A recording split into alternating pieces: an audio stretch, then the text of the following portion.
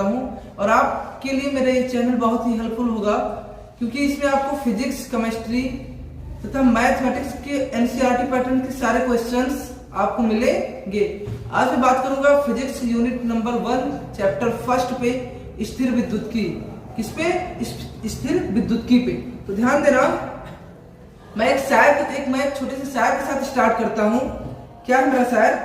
किस्मत में लिखी हर मुश्किल टल जाती है, जद हो बुलंद हौसले तो मंजिल ही मिल जाती है। क्या है?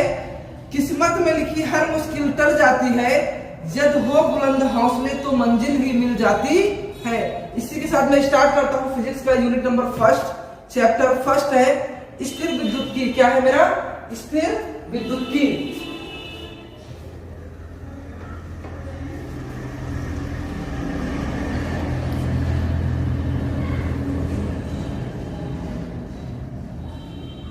क्या है स्थिर विद्युत की?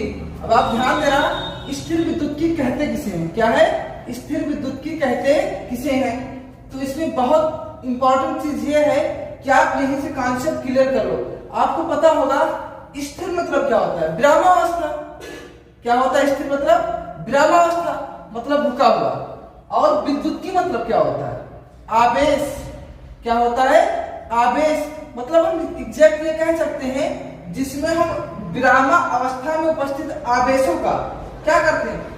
विरामावस्था मतलब स्थिर, विद्युत की मतलब आवेश, मतलब जिसमें स्थिर आवेशों का अध्ययन करते हैं उसे हम क्या कहते हैं? स्थिर विद्युत की कहते हैं। क्या कहते हैं? स्थिर विद्युत की कहते हैं। क्लियर हो गया होगा लगभग। स्थिर विद्युत की किसे कहते हैं? जिसमें हम स्थिर आवेशों का अध्ययन करते हैं उसे क्या कहते हैं? स्थिर विद्युत की कहते हैं। ध्यान देना, यहाँ पे स्थिर मतलब क्या होता है?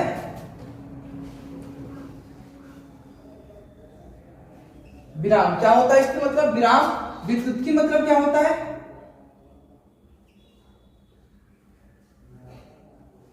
आवेश। विद्युत की मतलब क्या होता है? अब आवेश होता है। अब आवेश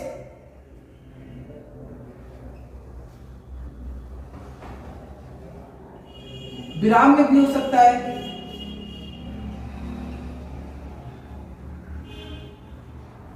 एक समान वेग से भी गति कर सकता है और त्वरित गति भी कर सकता है। क्या कर सकता है? त्वरित गति भी कर सकता है। त्वरित गति। अब ध्यान देना कि जब कोई हम क्या ले लिए? आवेश ले लिए। क्या ले? कोई प्लस क्यू आवेश ले लिए। तो ये क्या करेगा? ये समझो विरामावस्था में रखा हुआ है, तो ये क्या करेगा? अपने अगल बगल से विद्युत क्षेत्र तो उत्पन्न कर पाएगा। क्या करेगा? अपने अगल बगल से विद्युत क्षेत्र उत्पन्न करेगा। तो जब आवेश हमारा क्या होगा? विरामावस्था में होगा तो वो सिर्फ क्या उत्पन्न करेगा? विद्युत क्षेत्र उत्पन्न करेगा। क्या उत्पन्न करेगा? विद्युत क्षेत्र उत्पन्न करेगा। All of you clear? मतलब ये कि जब हमारा आवेश क्या होगा? रुका हुआ होगा या विरामावस्था में होगा तो ये क्या उत्पन्न करेगा? विद्युत क्षेत्र उत्पन्न करेगा। यहीं पे ध्यान देना, जब आवेश क्या होगा? एक समान वेग से गतिमान होगा। क्या होगा? एक समान वेग से गतिमान होगा, तब यह हमारा क्या उत्पन्न करेगा? विद्युत क्षेत्र। क्या उत्पन्न करेगा? विद्युत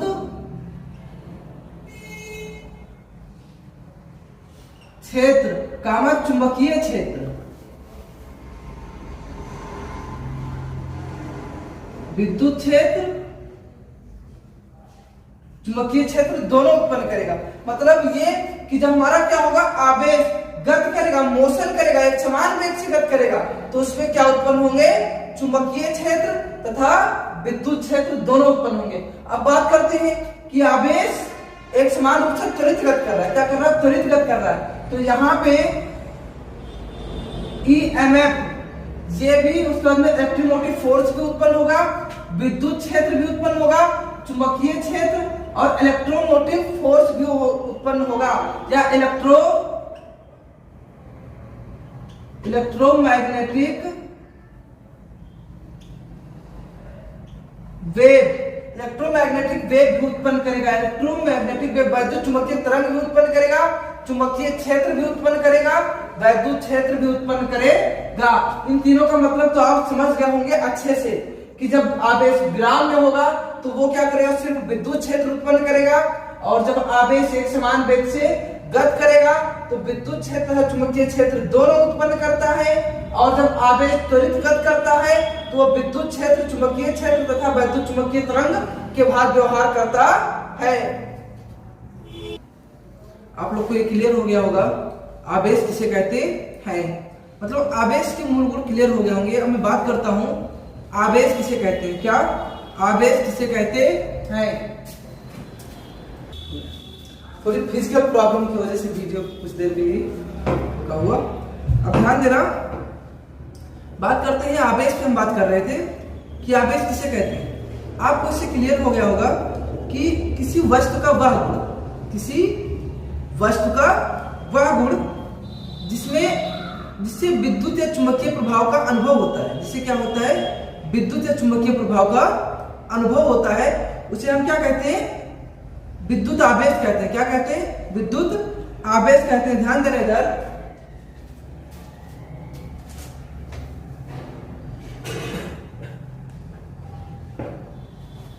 आवेश, चार्ज। आवेश चार्ज क्या होता है? किसी पदार्थ का, किसी पदार्थ का वह गुण, किसी पदार्थ का वह गुण जिसमें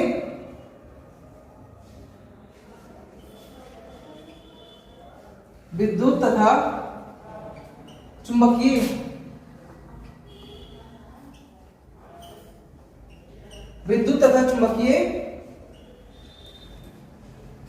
प्रभाव का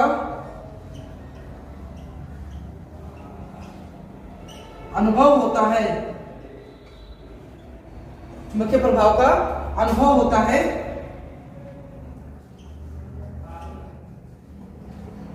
आवेश कहलाता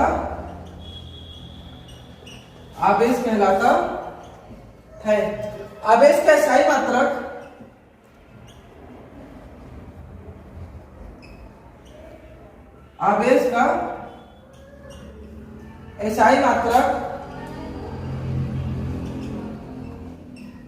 कूलाम होता है। आवेश का SI मात्रक कूलाम होता है तथा आवेश का सबसे बड़ा मात्रक फैराडे होता है। क्या होता है? आवेश सबसे बड़ा मात्रक फैराड होता है। ठीक है, यहां पे ध्यान देना क्या होता है, आवेश का SI मात्रक कूलाम होता था, आवेश सबसे बड़ा मात्रक फैराड होता था, फैराडे होता था। अब ध्यान देना, आवेश एक अदिश राशि है। आवेश क्या है? अदिश राशि है। इसमें क्या होता है, Q बराबर Ne। आवेश को Q से प्रदर्शित करते हैं तो Q बराबर होता क्या, Ne। E यहां पे क्या है,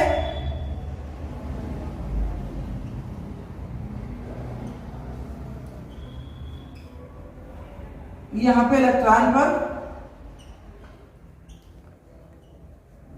आवेश है। यहां पे क्या है, इलेक्ट्रॉन पर आवेश है। N क्या है,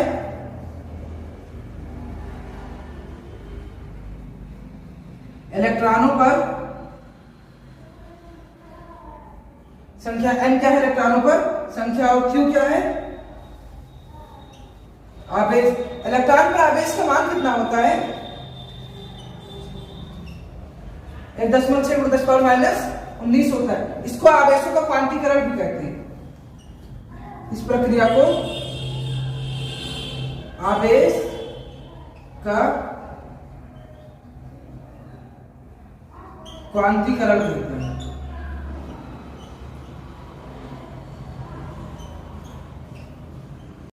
करते हैं आवेशों के प्रकार पे। क्या? आवेशों के प्रकार के टाइप्स ऑफ चार्ज। क्या? टाइप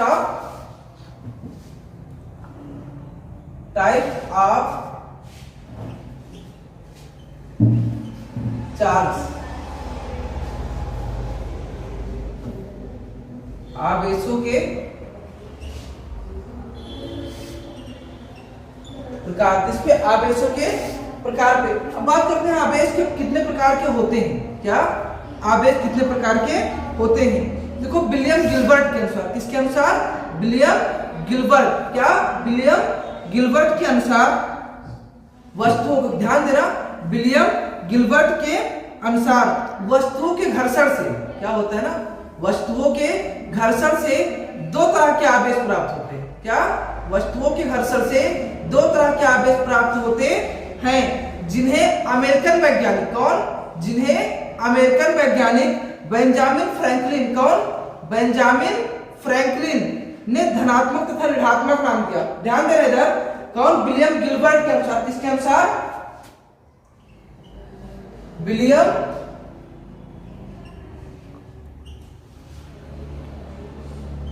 गिलबर्ट के अनुसार वस्तुओं के घर्षण से क्या करते हैं, जब एक दूसरे को ऐसे करते, जैसे ऐसे करते हैं, इसे रगड़ते हैं, घर्षण करवाते हैं, तो इनके घर्षण से उन्हें यह पता चला कि दो प्रकार के आवेश उत्पन्न होते हैं। कितने प्रकार के आवेश?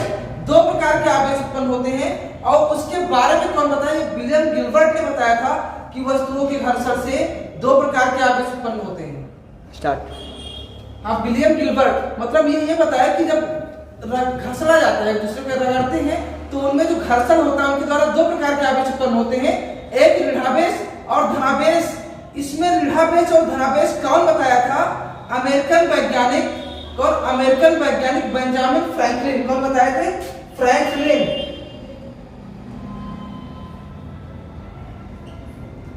फ्रैंकलिन ने क्या बताया था कि आवेश दो प्रकार के होते हैं, धनावेश, दूसरा, पहला धनावेश, दूसरा ऋणावेश। देखो चर्चा तो विलियम गिलबर्ट ने किया था, आवेश मतलब जब घर्षण करते हैं दो तरह के आवेश उत्पन्न होते हैं, लेकिन उसके बारे में बताया कौन था?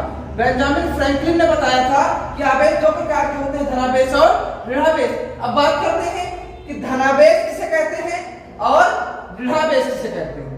क्या होता है? धनावेश किसे कहते हैं और ऋणावेश किसे कहते हैं। अब पहला मेरा क्या है? धनावेश। क्या है? धनावेश पॉजिटिव चार्ज। अब धनावेश पॉजिटिव चार्ज किसे कहते हैं? किसी पदार्थ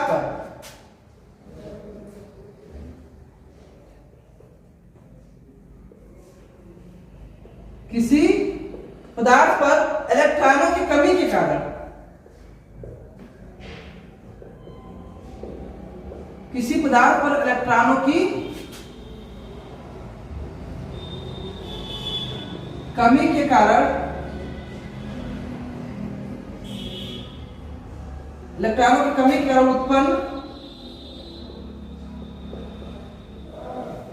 उत्पन्न आवेश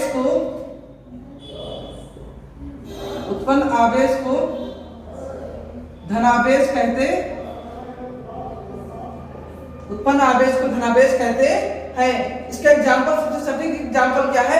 जब हम कांच की छड़ को, एग्जांपल के तौर पे इसमें क्या लिख सकते हो आप लोग, देख लीजिएगा, जब कांच की छड़ पर हम क्या करते हैं, कांच की छड़ को रेशम के कपड़े से क्या कहते हैं? रगड़ा जाता है। क्या किया जाता है?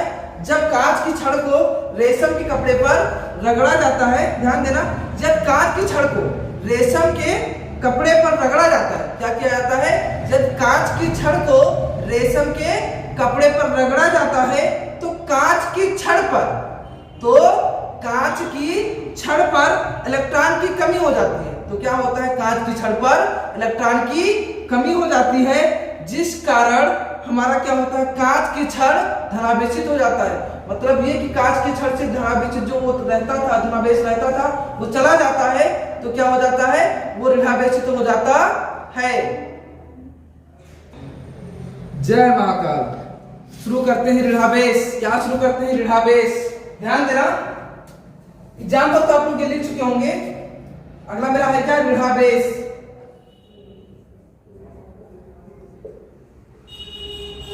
क्या है? ऋणावेश। नेगेटिव चार्ज, नाम भी बहुत प्यारा है, नेगेटिव चार्ज। क्या होता है ना नेगेटिव चार्ज? जब किसी पदार्थ पर, तुरंत इसका उल्टा कर दो, जब किसी पदार्थ पर इलेक्ट्रॉनों की अधिकता हो जाती है, क्या हो जाती है? जब किसी पदार्थ पर क्या लिखते चले चलो, जब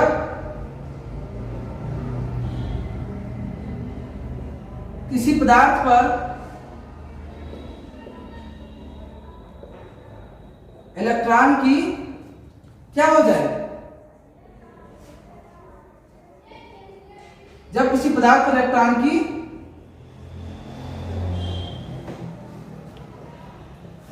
अधिकता हो जाती है,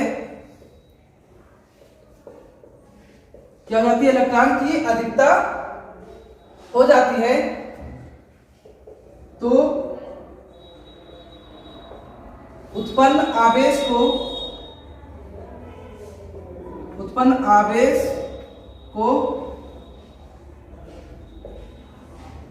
ऋणावेश कहते। तो उत्पन्न आवेश को क्या कहते हैं? ऋणावेश कहते हैं। इसका एग्जांपल ले ले, इसका एग्जांपल, जब हम इसका एग्जांपल लेते हैं तो हमारा क्या होगा? ध्यान देना, बहुत ही सुनना। यदि एबोनाइट की छड़ पर क्या, यदि एबोनाइट की छड़ को फर से रगड़ा जाए, किससे रगड़ा जाए? इसका एग्जांपल ऋणावेश का, यदि एबोनाइट की छड़ को किससे रगड़ा जाए? फर से रगड़ा जाता है, तो एबोनाइट की छड़ पर तो क्या हो जाता है? एबोनाइट की छड़ पर इलेक्ट्रॉन की अधिकता हो जाती है। तो एबोनाइट की छड़ पर क्या हो जाता है? इलेक्ट्रॉन की अधिकता हो जाती है। एबोनाइट की छड़ पर इलेक्ट्रॉन की अधिकता हो जाने के कारण एबोनाइट की छड़ क्या हो जाती है? ऋणावेशित हो जाती है। एबोनाइट की छड़ पर इलेक्ट्रॉन की क्या हो जाती है? अधिकता हो जाती है, तो हमारा एबोनाइट की छड़ क्या हो गया? ऋणावेशित हो गया। उसे हम क्या बोलेंगे? ऋणावेश। ऋणावेश के एग्जांपल में इसका एग्जांपल लिख लेना, ध्यान देना। चलो ध्यान देना। धनावेश का मतलब क्या होता है? सिंपल सी भाषा में जानिए भैया, धनावेश का मतलब क्या होता है? धनावेश मतलब ये आप तुरंत लिख दीजिए कि इलेक्ट्रॉनों की कमी, क्या इलेक्ट्रॉनों की कमी को हम क्या बोलेंगे? धनावेश। और जहां पे इलेक्ट्रॉन की अधिकता उसे क्या बोलेंगे? ऋणावेश। क्या बोलेंगे? ऋणावेश।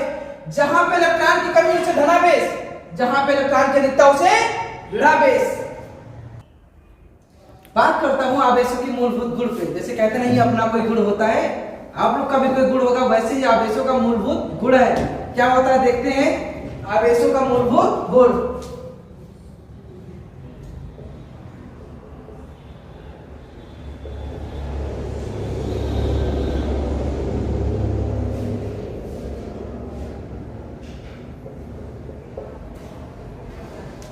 आवेशों का मूलभूत गुण। अब ध्यान देना, इसमें आवेशों की मूलभूत गुण में क्या होता है? आवेशों की योज्यता। मतलब क्या होता है? कहीं ना कहीं जैसे कहते नहीं हो, पापा जब पैसा देते तो 10 इनको दो, 10 इनको दो, 10 इनको दो, वैसे हमारे आवेशों का भी कॉम्बिनेशन होता है। मतलब आवेशों की योज्यता, ध्यान देना क्या है मेरा? आवेशों की योज्यता। फर्स्ट क्या है? आवेशों की योज्यता। अब ध्यान देना, आवेशों की योज्यता मतलब होता क्या है? आवेशों की योज्यता मतलब होता क्या है? हम कोई एक एग्जांपल समझते बढ़िया सा। ये देखिए, ये कोई हम पदार्थ सपोज ले लिए, ठीक है? यहां पे क्या है मेरा? कोई प्लस क्यू आवेश ले लिए। क्या ले लिए? प्लस क्यू आवेश ले लिए। अब दूसरा आवेश यहां से हम माइनस क्यू आवेश ले लिए, यहाँ पे प्लस Q1 ले लिए, यहाँ पे माइनस Q2 ले लिए। ध्यान देना। अब यहाँ पे हम एक तीसरा आवेश इसमें प्लस Q3 ले लिए, चौथा आवेश यहाँ पे हम क्या किए? माइनस Q4 ले लिए। क्या लिए? माइनस Q4 ले लिए।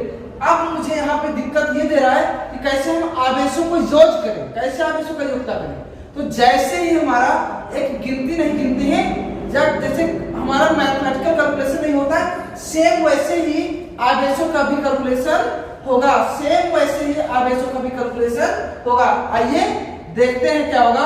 अब यहां पे मुझे बोला कुल आवेश निकालो। क्या बोला? कुल आवेश निकालो। कुल आवेश बराबर होगा क्या मेरा? Plus Q1 plus Q2 plus Q3 plus Q4। अब ध्यान देना, Q1 plus minus minus Q2 plus Q3 minus Q4। क्या देखिए मेरा यहाँ पे कुल आवेश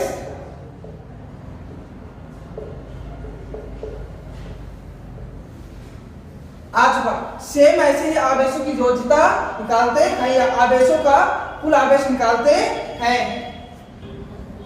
मेरे प्यारे विद्यार्थी, इसे हम क्या कहते हैं? सरल। इसे क्या बोलते हैं? इसे सरल बीजगणितीय रूप से जोड़ना या घटाया जाता है। जो ये हमारा है सरल बीजगणितीय रूप से जोड़ा या घटाया जाता है। इसे क्या किया जाता है? सरल बीजगणितीय रूप से जोड़ा या घटाया जाता है। जय महाकाल नाम लेकर शुरू करते हैं। आवेश संरक्षित होना। दूसरा नंबर क्या है? आवेश का संरक्षित होना। क्या है? आवेश का संरक्षित होना।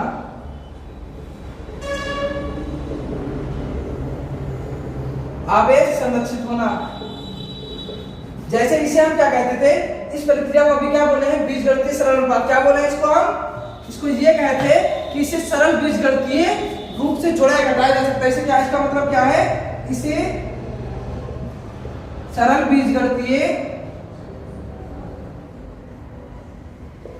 बीजगणितीय रूप से जोड़ा या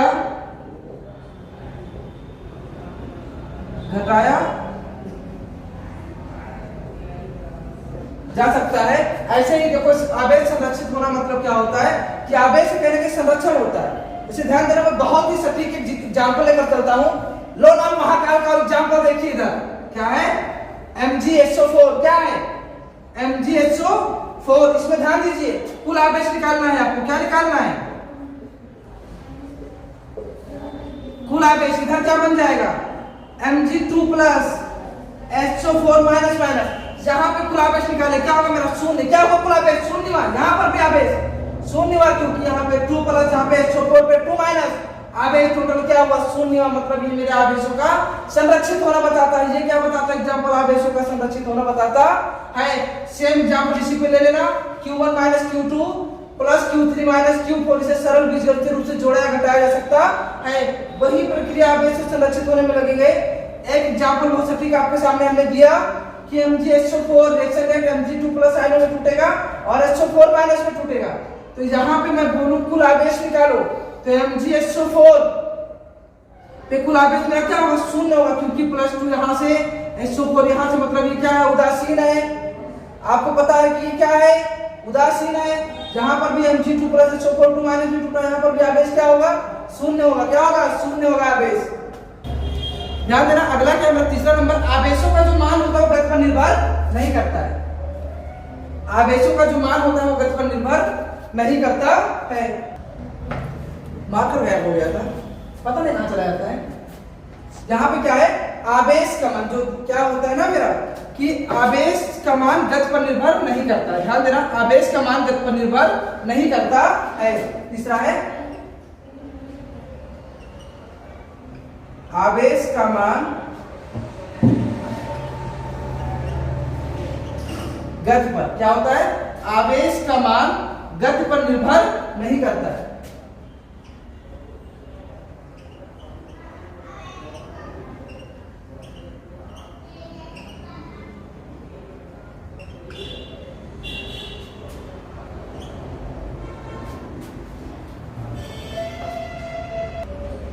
ध्यान देना, इसका फॉर्मूला क्या बनेगा? m बराबर m0 अपान √1 minus b square c square. क्या होगा? m बराबर m0 अपान √1 minus b square upon c square. ये क्या होता है? इसमें जो हमारा आवेश होता है, आवेश का मान गति पर निर्भर नहीं करता है। जो आवेश का मान होता है वो गति पर निर्भर नहीं करता है। मतलब ये है कि आवेश का मान सभी जगहों पे क्या होगा? समान होगा। आवेश का मान सभी जगहों पे क्या होगा? समान होगा। आगे ध्यान देना, मैं पहले बात कर चुका हूं आवेश के क्वांटीकरण पे। ध्यान देना, आवेश। अगला नंबर क्या है? चौथा नंबर,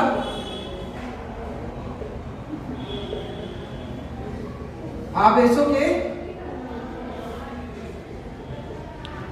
क्वांटीकरण। क्या है? आवेशों के क्वांटीकरण। फार्मूला मेरा क्या होता है? Q बराबर Ne। ध्यान दीजिएगा, बहुत अच्छे से ध्यान दीजिएगा। नजरें यहीं पे मिलाए रखिए, नजरें यहीं पे मिलाए रखिए, आपको बहुत आनंद आएगा। ध्यान देना, Q बराबर Ne। अब यहां पे आपको पहले बता चुके हैं E क्या है? इलेक्ट्रॉन पर आवेश। E क्या है? इलेक्ट्रॉन पर आवेश जिसका मान कितना होता है 1.6 10 पावर माइनस 19। एन यहाँ पे क्या है इलेक्ट्रॉनों की संख्या। एन क्या है इलेक्ट्रॉनों की संख्या। क्यू क्या है आवेश, आपको पता ही है क्यू क्या है आवेश। ध्यान देना जहां पे जो हमारा एन मान निकल के आता है पूर्णांक वो plus minus 1 comma plus minus 2 comma plus minus 3 comma plus minus 4 dot dot plus minus N तक। ये हमारा क्या है पूर्णांक है। क्या है पूर्णांक है। क्या है पूर्णांक है। आज का वीडियो हम यहीं तक रखते हैं। All of the best. आप लोग उम्मीद होगा बहुत ही अच्छे होंगे और मस्त से पढ़ाई करते होंगे और आगे भी वीडियो आपके साथ अपलोड होगा और आप उसे देखकर अपना फिजिक्स बहुत ही ज्यादा अच्छा बना लीजिए।